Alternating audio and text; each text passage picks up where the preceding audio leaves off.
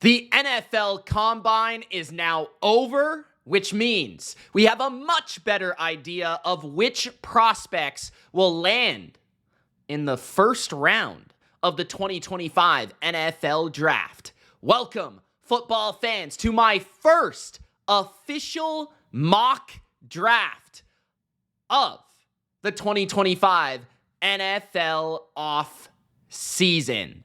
Let's call it the post-combine NFL mock draft. If that sounds good, Gronk, spike the like button. Don't forget to subscribe for more NFL draft coverage, free agency analysis, and of course, more mock drafts. This mock draft is going to be predictive, which means I'm predicting every pick that is going to happen in the first round from number 1 through number 32. And the way that I'm looking at my mock draft is by assessing the needs of each team and supplying a player that I believe best fits their top needs. Let's get started with the first pick in the 2025 NFL Draft. The Tennessee Titans will select Abdul Carter. Now, I'm not going to perform any trades in this video. I thought about adding one trade, which would find the Tennessee Titans moving back to number 3 and the Giants moving up to number 1 to select a quarterback. But instead, I'm just going to play it out naturally with all 32 picks. And I believe the Tennessee Titans are going to pick Abdul Carter. I think they're going to pick the best pass rusher and arguably the best overall prospect in this class. Carter is kind of like the new Micah Parsons. If you've never seen him play, he's an absolute freakish athlete with explosion that jumps through the screen. He can play off-ball backer, and he can play on the edge. And I think he's even more refined at the college level and more of a certainty entering the NFL in terms of his pass rushing skill set than even Micah Parsons. That is the type of difference maker that the Tennessee Titans could be getting on the edge of their defense. They certainly need to be looking to the future for their front seven. You can never have a good enough pass rush, and I believe that Carter will be one of the best in football for many years to come on the defensive side. So that's why Tennessee takes Abdul Carter. It feels like through the rumors that they will not be selecting a quarterback with the first pick. So it's going to be rather Carter or Travis Hunter, in my opinion. And I think they would prefer Carter. So I went with Abdul Carter at number 1. Now at number 2, Travis Hunter to the Cleveland Browns. There was some thought for Cleveland to select Cam Ward here and to select a quarterback. But I've kind of gone through the process of believing that Cleveland is not going to want to put that pressure on already selecting a future quarterback with the whole Deshaun Watson situation. I think they want one more year of going through the veteran quarterback experience, whether it be a Kirk Cousins, bringing back Jameis Winston, somebody of that mold, rather than picking a young quarterback. Now, that could be seen as foolish, and ultimately I could be proven wrong here. With Travis Hunter, though, it's hard to pass on a prospect that is arguably generational, that is arguably all-time special at college football when it comes to the percentage of snaps played on a college football field, like corner, wide receiver, playing it at the highest level, right? And being able to have that stamina, being able to have that skill set, being able to feature a football player that is that unique and gifted, right?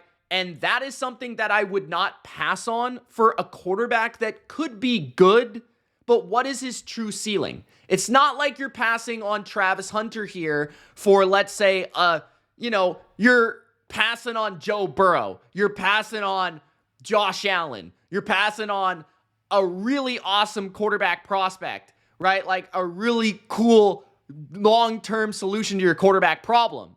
For all we know, Cam Ward might be seen as the top quarterback, but he might not be as good as the franchise quarterbacks in this league. While Travis Hunter could be the best corner in football, he could be one of the better receivers in football.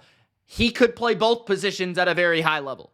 So for that reason, I think Cleveland leans towards Travis Hunter because there's two absolute diamonds in this draft, and those two are Hunter and Carter. At number 3, I have the Giants selecting Cam Ward out of Miami. Cam Ward, I think, fits what the Giants are looking for from their quarterback position moving forward, which is youth, first of all. I think that they're looking for someone that can inspire the future of this franchise and can uplift their fan base, because I think their fan base is a little sick right now to their stomach with what happened with Saquon Barkley, with how they were embarrassed. I think their owner is embarrassed. I think they are embarrassed. I think Daboll, they are embarrassed, right? So, and I feel like Cam Ward is the type of guy that could fit Brian Daboll in the short term, in terms of he's got the natural playmaking skill set from inside the pocket. He's got a natural poise. He's got a playmaking capacity. He's got a good arm that's flexible to throw from different angles and platforms. He's got a strong arm. He's a decent enough athlete to extend plays and make throws down the field. I think he is the best overall quarterback prospect in this class, with a good floor, but a good ceiling. And I think the floor is indicated by what he was able to do in 3 different systems in college football. So I think he enters the NFL with maturity, enters the NFL with intelligence, and enough athleticism to be a good franchise quarterback for the New York Giants. And I think, hopefully, if you're talking about the front office of the Giants and Brian Daboll for the future of their sakes, this guy pans out and they end up keeping their jobs. That's probably what they're searching for and aiming for here. They might also look to bring in a Russell Wilson or an Aaron Rodgers to give him a little breathing room at the beginning of his career to let him settle into the NFL. But I do believe that Cam Ward in 2025 will be a starting quarterback in the NFL. At number 4, we have the New York Giants at 3 and the New England Patriots at 4. The Patriots, I believe, are going to go with Will Campbell, tackle out of LSU. I'm a Patriots fan, obviously. If you follow this channel closely, if you are more of you're just kind of seeing me for the first time, obviously a Patriots fan. Would I make this pick? I'm not 100% sold, right? I haven't totally in-depth studied Will Campbell, but the Combine did some convincing for me, just because he lines up with some of the most gifted tackles we've seen in the NFL in recent history. And I'm talking about Trent Williams and Tristan Wirfs. You're talking about his 40-yard dash. You're talking about his movement capabilities and his strength. The combination of size, strength, athleticism, power, speed, all those things together, the athlete Will Campbell, despite maybe the length of his arms, all indicates a top-end prospect. The film is also cleaner than the other prospects, according to many experts out there. So I'll take their word for it. But Will Campbell does feel like a guy at the most important position for Drake May settling into the NFL and becoming the special quarterback I believe that he will become. The weakest position on New England is not receiver. It actually is tackle. So if they can solve one of their tackle spots in free agency and the other with their 4th pick, that would make a Patriots fan very happy. Now, I also lean towards tackle here because I do believe that they could be trading for a receiver. Just going to throw that out there. But I would like Will Campbell more now than I would a week ago because I've seen the Combine. I've seen the athleticism. And that gets me excited about a tackle because that means the ceiling is very high. When you're talking about Tristan Wirfs and Trent Williams, that gets me very excited. At number 5, Mason Graham, defensive tackle out of Michigan, goes to Jacksonville. This has been the most widely predicted pick for Jacksonville, and I believe the case is when you look at their depth chart, some people are like, they're going to pick an O-lineman. They're going to pick a corner.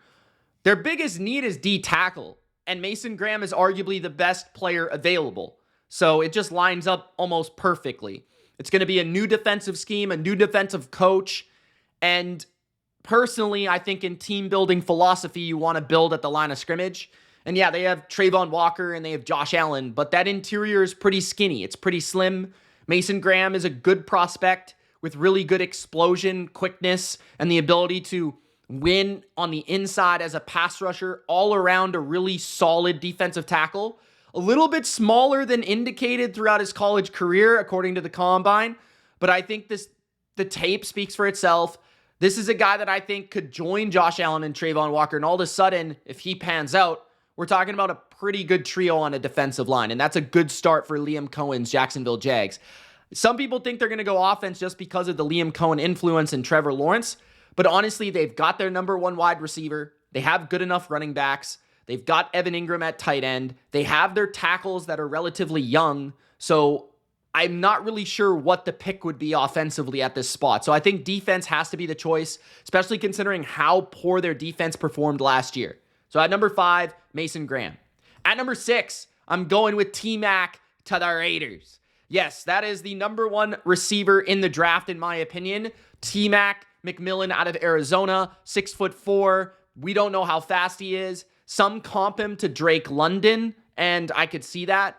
When I've seen him, he flies a little bit more than Drake London. Drake London was a little bit clunkier. I feel like McMillan is more swift as an athlete. Maybe I'm wrong about that, and there's a reason that maybe he didn't run because he was scared he was going to run too slow. That's possible, but this guy's got great contested abilities like Drake London, big hands, long wingspan, going to be great in contested situations, similar to a T. Higgins, a Drake London, right? The ability to line up out wide, be able to beat a corner off his release, use his size, use his physicality, use his wingspan to catch the football. And then also, I think he's going to get vertical and win down the field because of that ability to track the football and catch in traffic. So I think he is a number 1 receiver, the archetype, 6'4", good size, I think good enough speed, and I think that makes him a perfect fit for the Raiders, who don't have a number 1 X receiver. So if you could put T-Mac with Brock Bowers for the next 10 years, that's a pretty dangerous combination for the Raiders. And being that Tom Brady is the biggest influence on these decisions probably, especially in the draft early, I feel like he's a former quarterback. He loved his receivers like Mike Evans, for example. McMillan, Randy Moss, for example, 6'4", 6'5", these guys, bigger receivers. I think he'll enjoy McMillan. That's just my opinion. At number 7, we've got the New York Jets taking a tackle out of Missouri. That is Membu, who had an impressive 40-yard dash as well. He also was alongside Will Campbell. Kind of crazy that 2 of them were in the same draft and the same draft class. So maybe we're not building these 2 tackles up enough because we haven't really heard much about them. But Membu is a very swift and agile athlete, has a little anger to his game. And I believe when it comes to the Jets, they do need to work on the future of their tackle position and their offensive line. Tyron Smith, free agent, right? Could, if he hasn't already, I don't think he's officially announced retirement, but if he might, right? So there's that.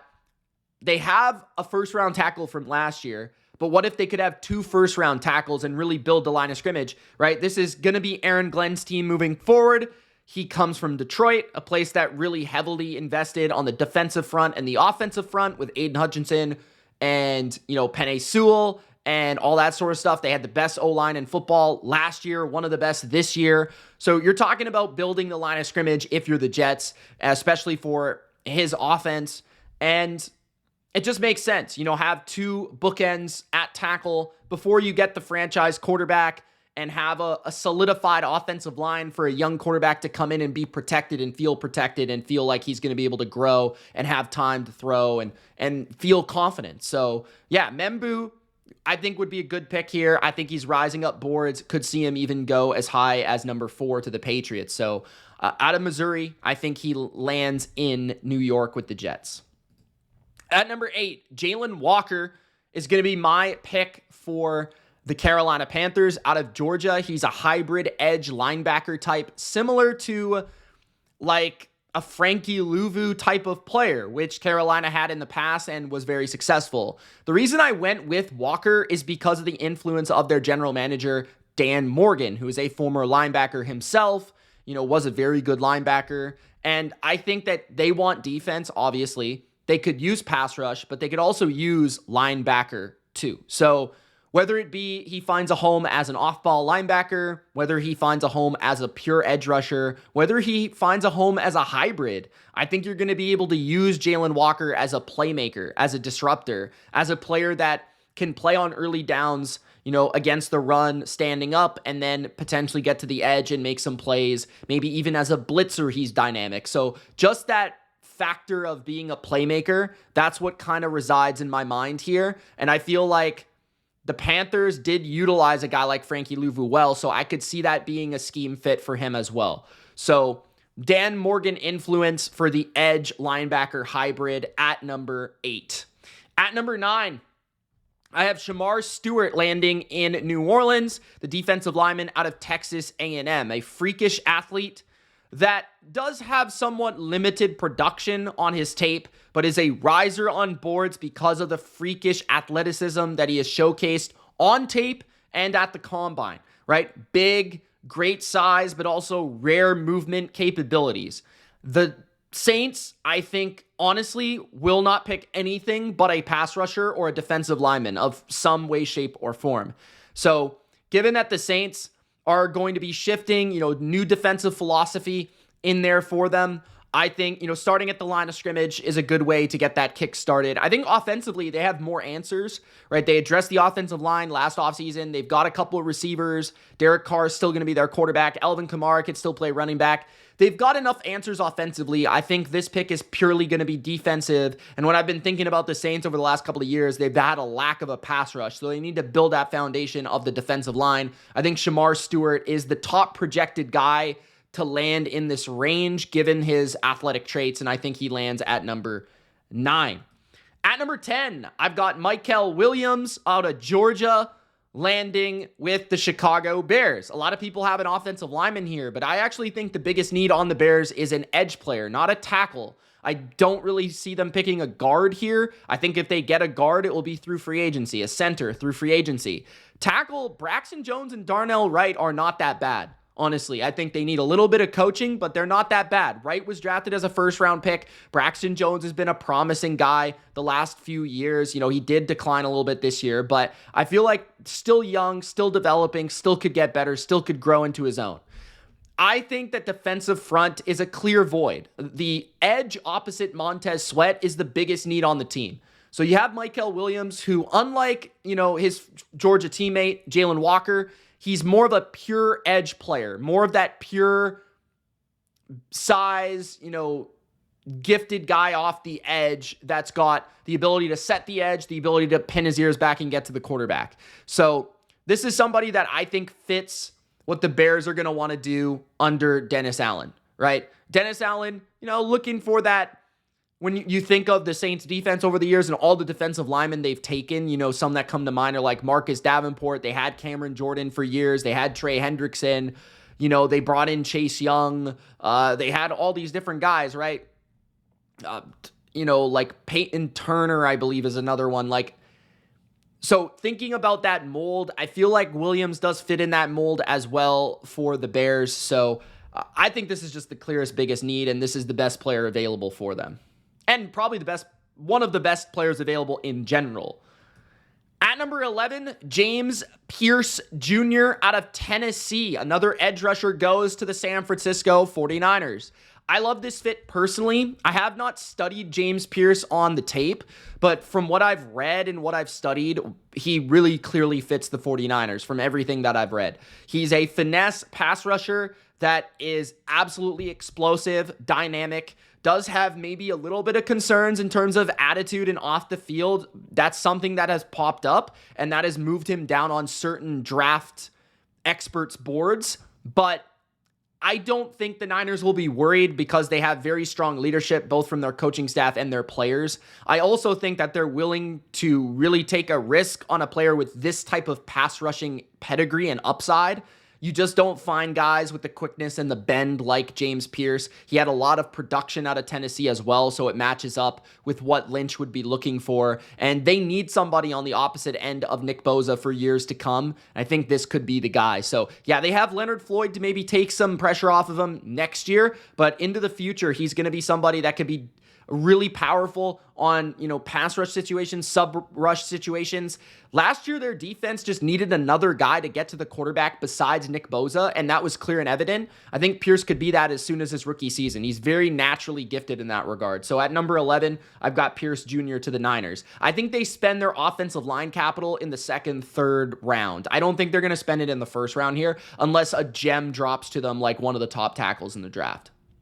At number 12, I've got Ashton Genty to the Dallas Cowboys. That's right. It's the pick that everybody kind of wants to see and thinks might happen. Out of Boise State, this is the best running back in the draft.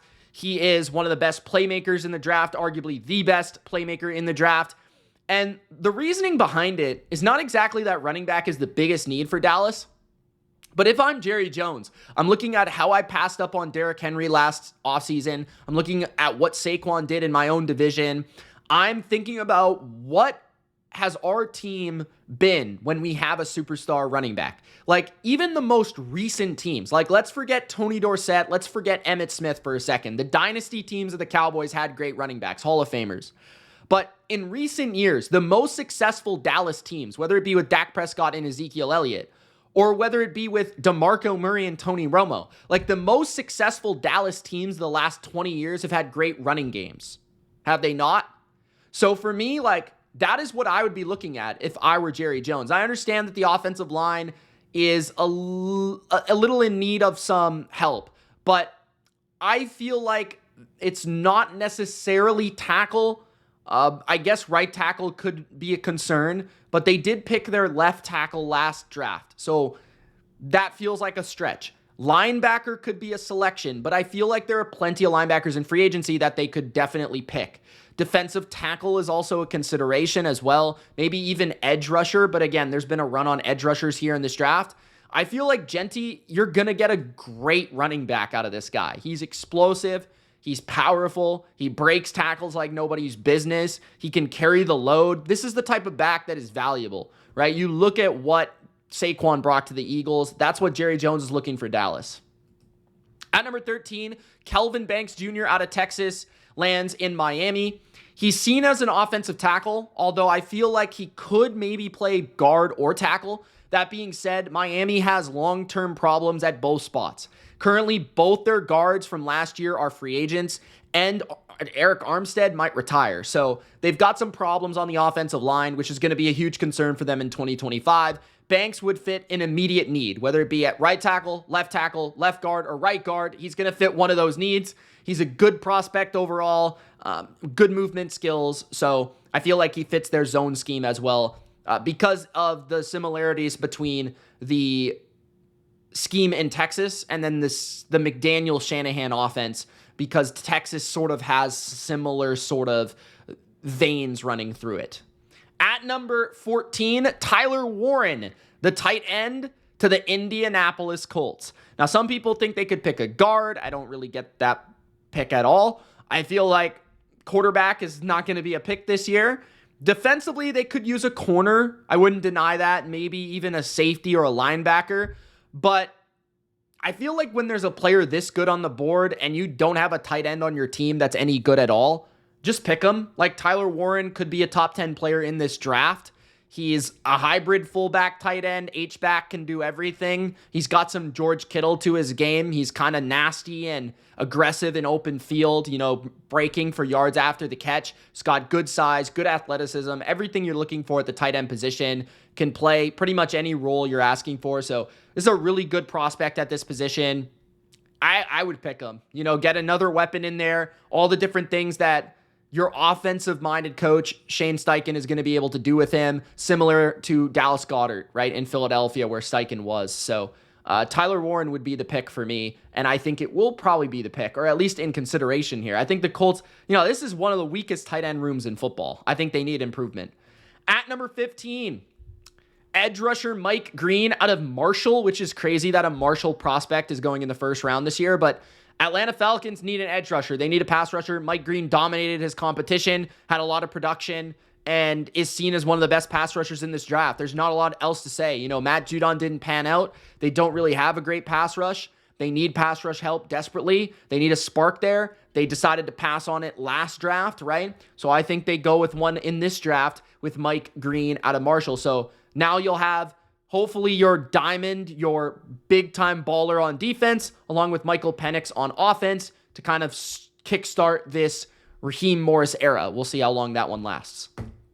At number 16, I got Walter Nolan, the defensive tackle out of Ole Miss to the Arizona Cardinals. This was tricky because, honestly, like, I couldn't find a player where I was, like, in love with Arizona. Like, because I think edge is probably the pick that they want the most, but they also have issues on the interior. And Nolan seems to be a very good prospect overall. I think he's a little bit underrated in terms of the range of where he's being picked, because I think just given his profile, you know, pretty much everybody sees him as the second best or third at the least best defensive tackle in the draft.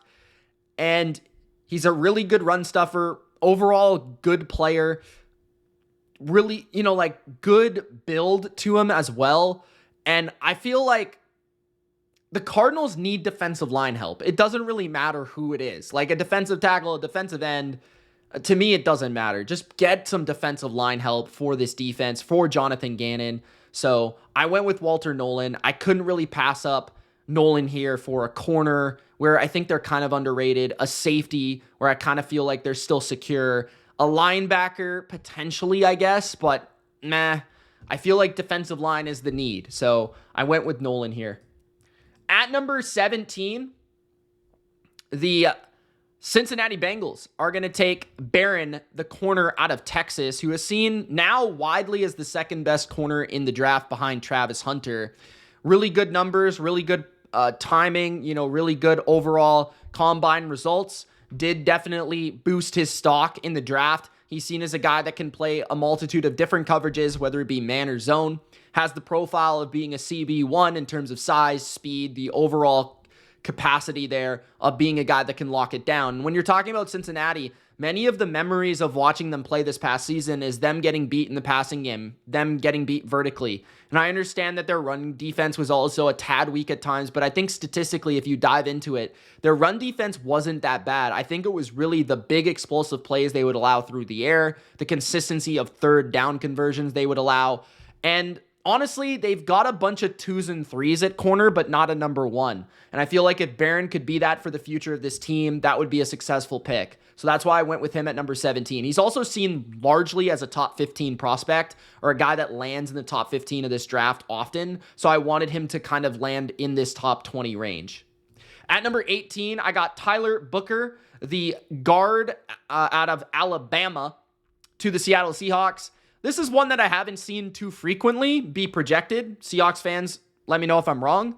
But Booker is a clear need, you know, for Seattle. They need a guard. They need a center. They need an interior lineman, a guy that's going to help support Geno Smith and protect the middle of the pocket. I don't know how many times I've watched Seattle over the last couple of years where teams get interior pressure like nobody's business, whether it be stunts, whether it be all-out blitzes. You know, they find a way to get pressure right up the middle on Geno Smith. So they need to secure that pocket. I don't think their tackles are all that bad, especially Cross. I think he's a really good player that's on the rise, but they need that version on the interior. Their interior is arguably the weakest in the entire NFL, so I would look for them to upgrade that in the first round.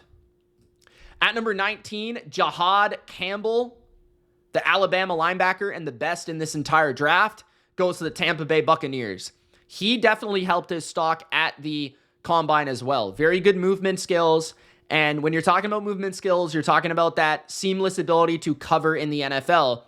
And Levante David probably will come back for a year, maybe 2 more. Who knows? This guy's ageless.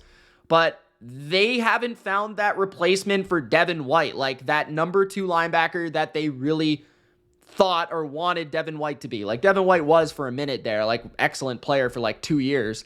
But he fell off, and they haven't been able to replace him, and it's really hurt the middle of the field for them. Like the middle of the field coverage, Levante David getting a little older. They need some coverage in the middle of the field. They were very weak there.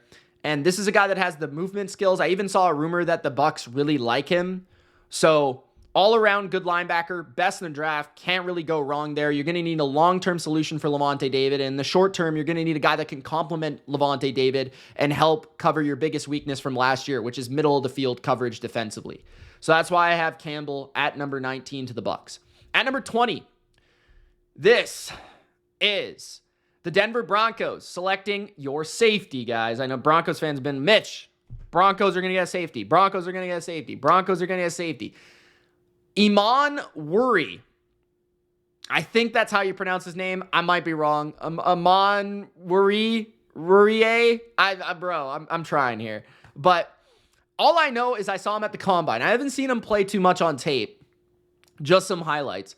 But let me appetize you, all right? 6'3". Daniel Jeremiah compares him to Derwin James, and he ran a 4.38. Sounds pretty good to me. He's being largely mocked in the top 20 now, so for him to land at 20 is actually in the back end of his outcomes. Some people have him going to like Cincinnati. Some people could see him going to like Arizona, Indianapolis. Like there's a lot of teams he could go. The Niners, I've seen him as high as 11, so yeah, he's seen as the best safety in this class as of right now. So for Denver to be able to land him alongside Jones would be an awesome combination, and it would really fulfill their secondary and their safety group. So yeah, I've got Nick to the Broncos there. At number 21, the shocker of my mock draft, Shedeur Sanders to the Pittsburgh Steelers. Yeah, I have Sanders falling in the draft because there's reports that people don't like his attitude. There's also a report, which I don't really understand because I kind of like Shedeur Sanders. But then at the other point, I think the film isn't as good as people think. I think the tape doesn't match the reputation. I think that is the bigger thing, right? And I feel like Sanders could fall, and it could provide an all-time draft moment when we're watching this, right? But that being said, I feel like he eventually lands in the first round because teams are desperate for quarterback. And if you're the Pittsburgh Steelers, let's say you run back with Justin Fields this year. When are you ever going to have a top 10 pick to pick a quarterback? Might as well take a swing on one. Might as well take a swing on one if you like Sanders enough. If you like the makeup of the personality and the guy, and I feel like Tomlin will, and if you feel like he can be a good quarterback in the NFL, at number 21, it's worth the swing for me, right? Have Fields play this year. Have Sanders on the bench for a season. Let him learn. Let him grow. Let him get accustomed to Pittsburgh and the culture. I feel like it would totally work. So it's worth the swing because the Steelers usually are never picking in the top 15. So they're never going to get an opportunity. So when you have an opportunity and a guy slips that used to be seen as a top 10 player or could be seen as a top 10 player, you could pick him. You should pick him. At number 22, I got Colston Loveland to the Michigan coach, Jim Harbaugh, Michigan boy, tight end. What a name, by the way. A really good name. He's got 2 last names. But the Chargers need a tight end. They need weaponry in general. I think some people think they could go interior O-line here, interior D-line here, maybe even corner. I thought about all those things. But I think they probably will address receiver at some point in free agency. But tight end is a little bit more difficult to find in free agency, especially this year. There's really no one out there. And they don't have a great tight end at all. You know, Will Dissly is not that dude. So for a guy that played under Harbaugh, understanding that this is a Greg Roman offense who loves 1, 2, 3 tight ends in his offense regularly, it makes a lot of sense for me for them to pick a tight end. Like, that makes total sense. Plus, Herbert's been successful throwing to tight ends in his career, so unlocking the middle of the field is important in the NFL right now. So I got Loveland to the Chargers. At number 23, another Michigan boy, Will Johnson, formerly seen as a top 10 pick in the draft, to the Green Bay Packers to replace Jair Alexander, who could be cut, could be traded at some point this offseason. I think they could also address this position with a veteran in the free agency department. But Will Johnson has a lot of the measurables that you like for a first-round corner. I think he's pretty tall, like 6'2", 6'3". He's got good length. He's played at a very high level of college football. He's won, and at Michigan, you've got a very different scheme, right? This past year, Wink Martindale, a lot of blitzing, a lot of aggression, some man coverage mixed in there. Previous years, some hybrid zones, too deep, all that sort of stuff. So I feel like that would really fit Green Bay as well. And that length, that size is something that the Packers scheme does covet. So it's a clear position need. It's a clear measurable athleticism fit for the Packers at this position as well. At number 24, Kenneth Grant to the Minnesota Vikings. So that is 3 straight Michigan players, guys, in my mock draft. That's probably not going to happen, but we're going to roll with it. Kenneth Grant, the defensive tackle out of Michigan, seen as one of the best defensive tackles in this class. The Vikings only really have one right now on their depth chart. That's Harrison Phillips. Other than that, I've projected that they could be a team that's involved in Milton Williams, but that's not a guarantee. They might look to bring back a Jerry Tillery. They might look to upgrade that position at free agency in one shape or form. But that being said, they're still going to need somebody for the future because even, Phillips is getting a little older too. So in Brian Flores' scheme, being a Bill Belichick guy at his core, interior defensive linemen are important, right? So that ability to stop the run is important. So I think Grant does fit in well, especially considering he just played under Wink Martindale, right? So a blitz-heavy defense, that would make sense under Brian Flores as well. At number 25, I've got Josh Simmons to the Houston Texans. Former teammate of CJ Stroud, if I'm not mistaken, a tackle out of Ohio State. He's somebody that does have some medical issues, which could be reasons why he falls in the first round, but he is largely seen as potentially a steal of the draft, a very good tackle prospect that is just getting a little overlooked due to injury. But CJ Stroud will obviously have the character report on him, and they'll have a lot of information because of CJ Stroud of how good he is. And Stroud has had a lot of influence on their draft picks, if you guys have noticed. Like the last couple of years, he actually really has. And they clearly need offensive line help. They could move Titus Howard inside to guard, which would definitely help. They could shuffle around some of their guards to center and find the best possible 5, which is something Nick Caserio is very familiar with coming from New England. So Simmons potentially playing right tackle on the opposite side of Tunzel in his rookie season, or maybe even being a long-term tackle if he has to sit for a year or sit for half a year or whatever. This could be a long-term investment for the Texans offensive line to protect CJ Stroud. So I like this pick a lot. At number 26, Luther Burden to the Los Angeles Rams. Now, the Rams are not typically a team that take a receiver in the first round. They typically like their gems later in the draft. But Cooper Kupp is going to be on his way out. And when you look at the depth chart for the LA Rams, I mean, Whittington, Tutu Atwell, Demarcus Robinson, they're not number 2s in the NFL. Puka Nacua is a number 1. They don't have a tight end that's a number 2 either. So they need a number 2. And I think Burden could be an excellent number 2. He also fits the Rams pretty well, in my opinion. He's not too big or too tall. I think he's like 6 foot, 6'1", something like that. He's shifty though, and really creates a lot after the catch. Very good in the screen game, physical, ran better at the combine than expected. So he's got a little bit of speed, a little bit of shiftiness, and great yak ability, which is obviously good in Sean McVay's offense. He could play a lot inside, but the way that the Rams use their condensed formations, that's not a huge concern, right? This was a team that largely ran a lot of Cooper Kupp and Puka Nacua together and complemented each other well. So I feel like that could be the case with Burden and Nacua here in Los Angeles. Wide receiver is a big need for them. I think corner is a big need, and I think linebacker is a big need. But given the players on the board, I think wide receiver is the best selection here.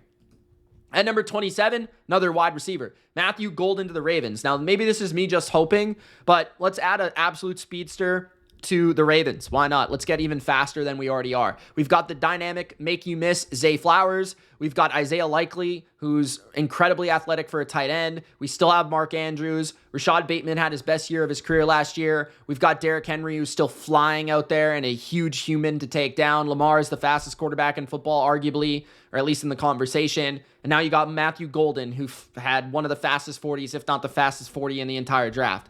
So yeah, let's get another guy out there that can fly, and he can replace Nelson Aguilar, right? Perfect. Like, now we've got 3 real receivers because they were looking for a 3rd real receiver, Deontay Johnson. My thing is, like, they could go edge rusher here, and I wouldn't be shocked because Kyle Van Noy is only getting older, and they don't have great edge rushers. Corner is also a place where a lot of people think they'll go, but I don't see them picking a corner in the first round 2 years in a row. I think they'll just replace Brandon Stevens with a veteran.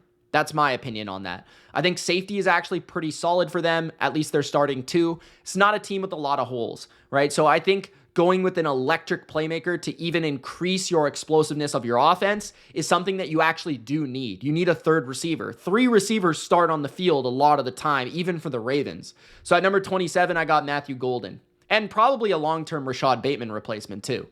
At number 28, Gray Zabel to the Detroit Lions out of North Dakota State. This is seen as a really good center guard hybrid. When I was looking at the Lions depth chart, I think that edge rusher for this year is fine. I think they could add a veteran in free agency, but Zadarius Smith alongside Aiden Hutchinson, that's a pretty good combination. Defensive tackle, at least in their starting group, is pretty solid. They could maybe use a third, but again, free agency is there. Linebacker, they're good. Safety, they're good. Corner, definitely a need, but again, maybe you could find a good corner at this spot, but I don't think you're finding a CB1. I think you're going to have to spend some money on that CB1 in free agency. I think the best pick in the draft for them is to replace Kevin Zeitler at guard, and then to have a long-term solution for either Frank Ragnow or Glasgow, right? Like, these guys are older now. Like, Ragnow's getting older. Zeitler's already old, and he's on his way out. Glasgow is getting pretty old too. So you need to get a little bit more youthful on the interior. And again, the Lions' foundation and their overall identity comes from this offensive line. So you need to be able to sustain that, kind of like the Eagles. You know how the Eagles continuously just kept drafting centers that they thought could replace Jason Kelce? It's kind of my mindset here for the Lions, but this guy could actually play this year at guard. So yeah, Gray Zabel, I like this pick. I like the fit. At number 29, Maxwell Hairston to the Washington Commanders out of Kentucky. Fastest corner in the draft. One of the fastest players in the draft. Really rising up boards. Play man coverage with that speed. Hard to run by him, right? Commanders like to play man coverage. A lot of cover one. Marshawn Lattimore didn't look great last year. They traded for him. They've got a pretty good nickel corner in my opinion, but they could use another perimeter guy. And I feel like with Maxwell's speed, he could keep up with guys. You can refine his technique under Dan Quinn a little bit. And you could be good to go. Like, he's a riser. Kind of like, I've heard that he's kind of like a Terrion Arnold this year, where like people are getting higher and higher and higher on his game. Haven't studied him too much, but just the measurables, the rumors place him around this range. And I feel like the Commanders are the best fit on the board. At number 30, Malachi Starks out of Georgia. Seen as a really good prospect, even at times earlier in the process, like top 15 pick, that sort of thing. Very intelligent, not the greatest overall athlete, but very intelligent, ball hawk, instinctual, fits a Buffalo Bill defense, in my opinion. They need to upgrade safety desperately. I thought their worst starter on their defense was DeMar Hamlin all season. And their safety position, I felt like, was just lacking in comparison to Micah Hyde and Jordan Poyer over the years. And I feel like if he does land or if he does fall, like I have him in this draft, the Bills would be a perfect spot for him. McDermott definitely needs to upgrade his secondary, definitely needs to upgrade that area of the field, to cover the Ravens, to cover the Chiefs in the AFC playoffs. So I think Starks would go a long way in helping them to secure that back end of the defense. At number 31, I've got Josh Connerly Jr. to the Kansas City Chiefs, tackle out of Oregon. The biggest need on the board for the Chiefs is tackle. They don't have the money to spend big-time money on a tackle in free agency, so it's probably going to have to be the draft. They didn't desperately go after tackle last offseason in the draft. They spent a third-round pick on it. I think they get a little bit more desperate to protect Patrick Mahomes in this draft, and they pick a guy that is seen as a good prospect, end of the first-round range for him, out of a good program that has supplied some really good offensive linemen, and I think Andy Reid knows how to pick this position typically, so I trust him with this one, but that's the most common player that goes in this range, so that's why I went with him at number 31. And at number 32, all-name team, Donovan Ezeraku out of Boston College. Eagles will go with another defensive lineman and edge rusher, because why not? Well, really, because Josh Sweat is a free agent, and he'll be leaving. Brandon Graham's also getting super old. If he doesn't retire, I mean, he's not going to be playing too much next year. So, yeah, they have Hunt and they have Nolan Smith, but I don't think that's the quality of edge rushing combination that the Eagles are typically used to. So I think they'll pick another edge rusher to supply that depth. That's just what they do. First round, they take receiver, offensive line, or defensive line. That's pretty much it. That's what they do in Philadelphia. So that's what I think they'll do here. Boston College, defensive end with some production last year, seen as a late first round pick type of guy. So that is my mock draft post-combine. Once I study these prospects in full, guys, I'll have a much better idea exactly how these players will fit these teams. And I will be up to speed in my next mock draft whenever that does come out. But I was more so basing this mock draft on the needs of the teams and the players, the rumors of where the players are going, and most frequently where they're being kind of aligned. And that's kind of what I was trying to do, is connect the dots. Some of the players I have studied, some of the players I have seen, but some of the players I'm kind of a little bit less familiar with, especially some of the risers from the combine and things. But I was paying attention to the combine to see who those risers were. I think we aligned with a pretty good mock draft here. A lot of reasonable picks in terms of needs and things. But you guys let me know in the comments what you guys think. Do you agree with my mock draft? Do you disagree? Which picks did you like the most? Which picks do you like the least? Which fits did you like the most? Which fits do you like the least? It's Mitch. Thank you so much for watching. We'll see you in the next one, guys. Peace.